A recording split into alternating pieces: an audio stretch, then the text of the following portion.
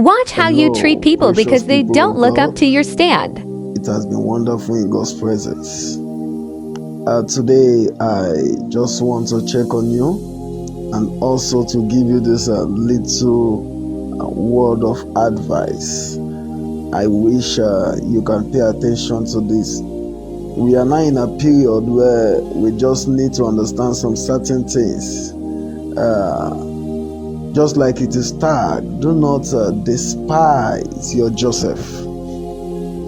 The question is, who is my Joseph? This is a period where you should understand who your Joseph is and watch how your Joseph is being treated. Who is your Joseph?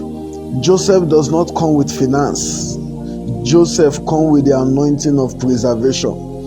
In life, there are people that are there to maintain, and there are people that gives. It is very important that you understand those that maintain. You put them in their position. In the case of Joseph and Herod, you will agree with me that the people of Egypt were lacking. They had everything. They were lacking nothing.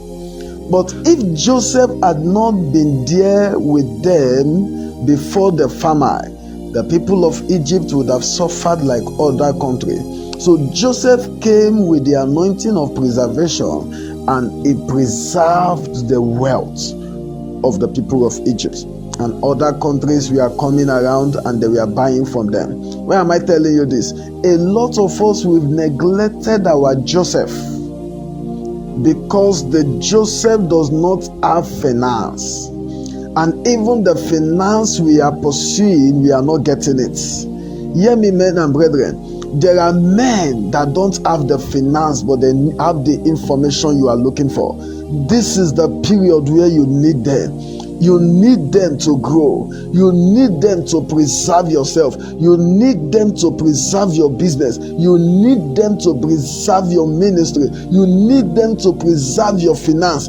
They don't come with finance, but they come with information. Joseph did not come with money, but he came with information, the anointing for preservation. There are certain different kind of anointing. They call the anointing for increase, but you might have the anointing for increase. The question is, do you have the anointing for preservation? That is where we see people experiencing rising and falling. When you start experiencing the rising and falling in your life, in your ministry, it simply means there is an oil you are lacking on your head, and that oil is called the oil for preservation. And this oil is not found in everybody. It can only be found on the head of your Joseph. And when you lack your Joseph in life, you will never come out from rising and falling.